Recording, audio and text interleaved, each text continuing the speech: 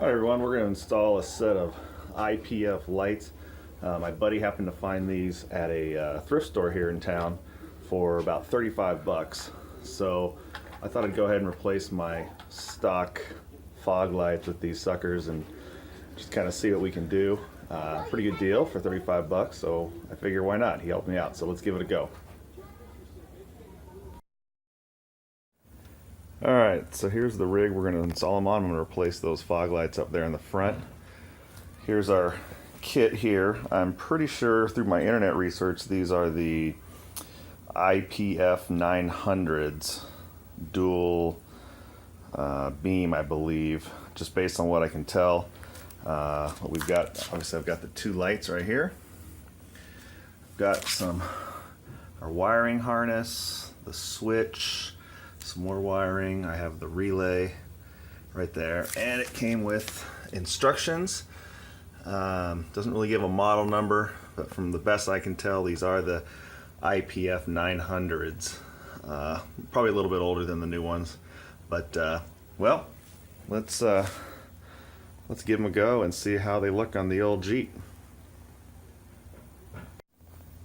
Alright, first thing I'm going to do is I'm going to take off these lights. I've loosened them here. I'm going to decide whether or not I'm going to try to remount them down here, or if I'm just going to remove them all together.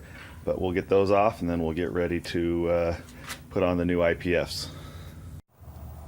Okay, they're off, so now we'll get the lights out. Looks like my mounting holes here should be just about the right size. So we'll start getting things mocked up here, and we'll start the wiring.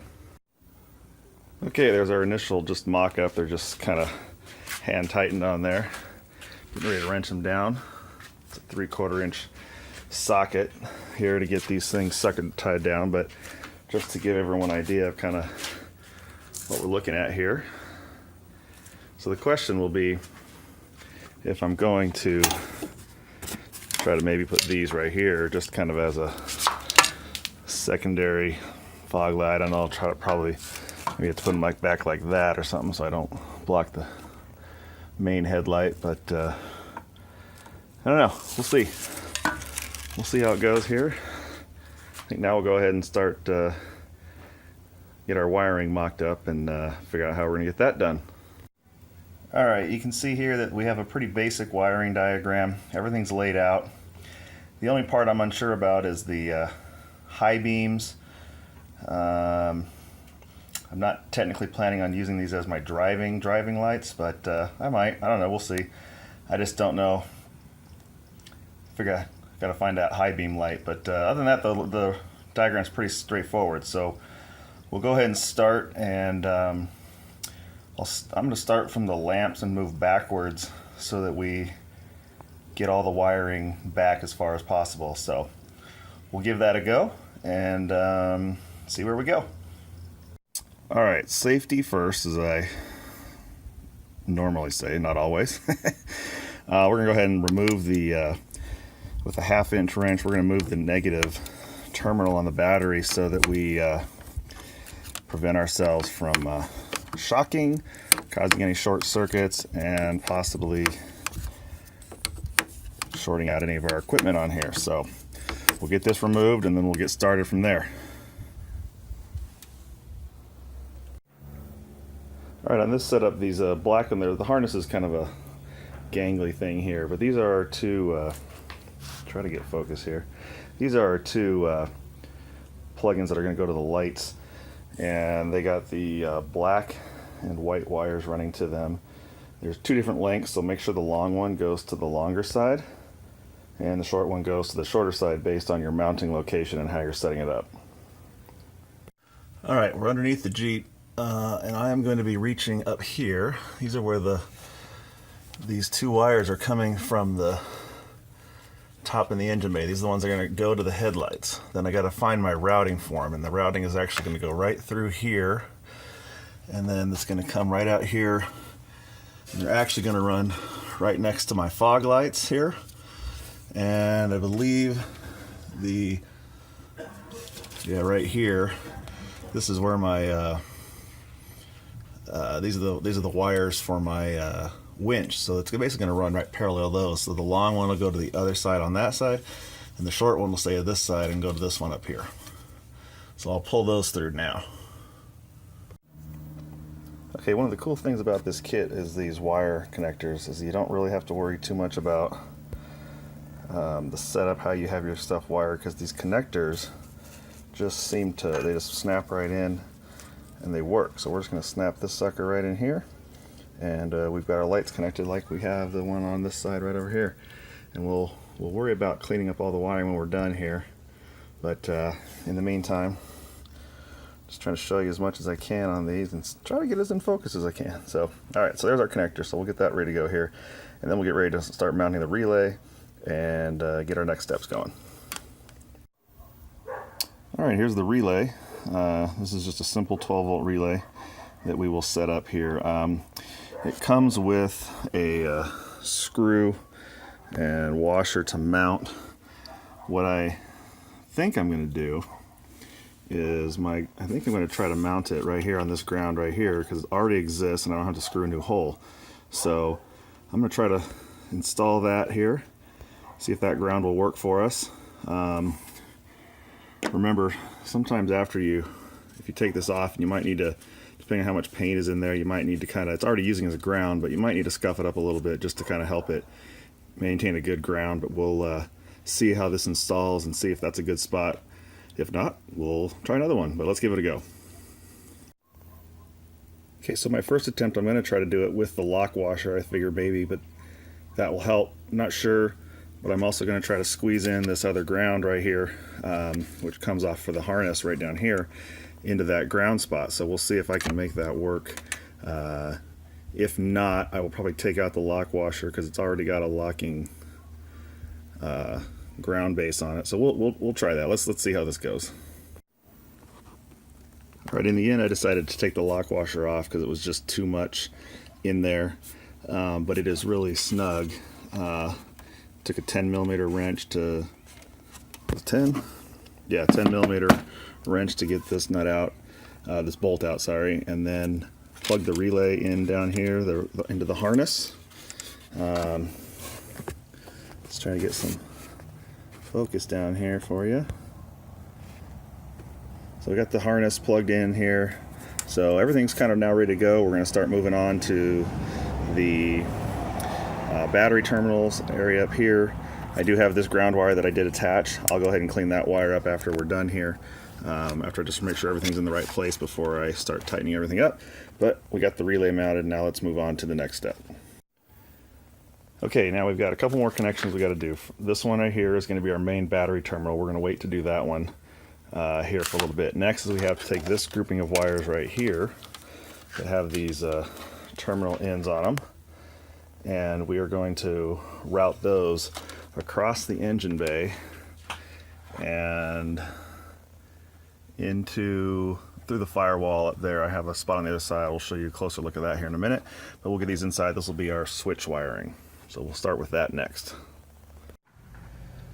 All right, next thing we need to do is we got to figure out where we're going to lay our switch and run this cord right here down to where we can meet our harness down underneath the driver. So what we're going to do here is I think I'm going to go with something like right about there, or maybe right on the side right there, and then run the cord from somewhere here just down here.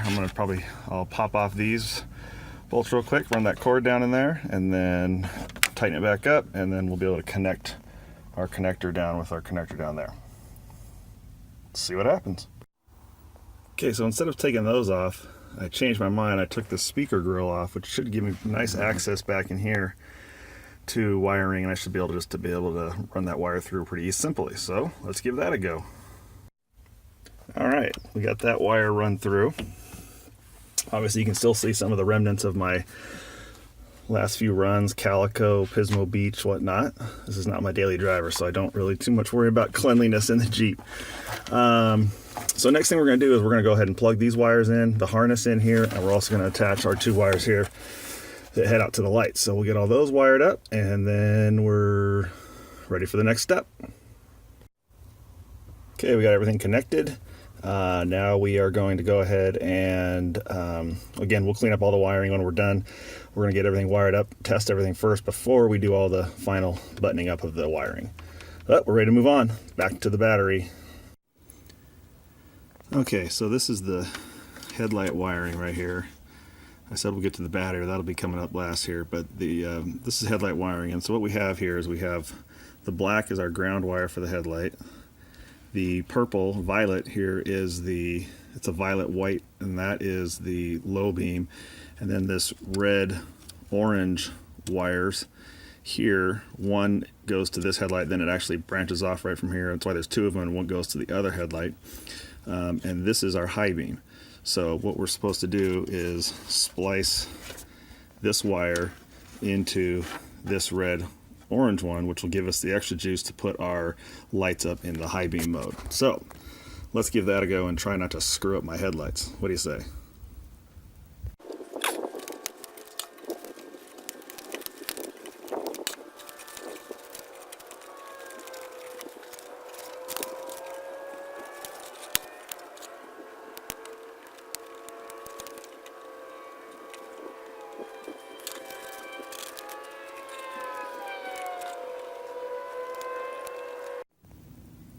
Alright, so I put a zip tie on that just to kind of hold everything together, just to make sure nothing comes loose. I'll clean that all up here in a minute after we do our test, but I think we're on to the connecting to the battery. Let's get over there and get that ready to go. Alright, here's our plug right here. This needs to get to the hot side of the battery, which we will connect that down here to our terminal down here, and it's running from the relay down here. So that's kind of where it came from. I just wrapped it kind of around right where I do my wires, and I'll tie all that up and give it zip ties and clean it all up. But let's get ready to hook this up. And we should be able to hook the negative back up, and we should be able to test our lights. Let's give it a go.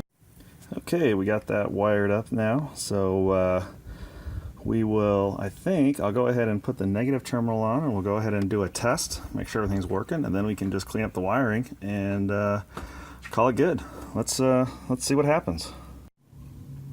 All right, went ahead and installed the switch right here. Looks pretty solid right there.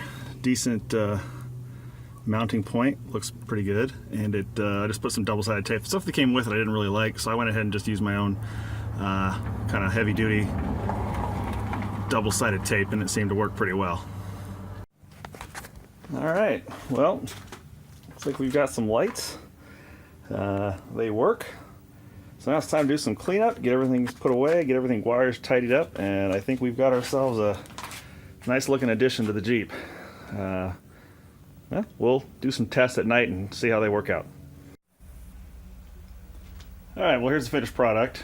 Got everything put away, I decided to keep the other fog lights just because it's just, I don't know, I like a lot of lights on there. The IPF covers are upside down right now, because this tab right here hits on the bar down there. So I'm going to cut those off. I'm also going to be painting these all black. Maybe put a logo or something on the front of them, but I'm going to paint them all black. They're going to be match the rest of the Jeep. I don't need that white on there. So anyway, there's the finished product. Hope everyone liked it. Hope you enjoyed the video, and have a good one. Thanks for watching.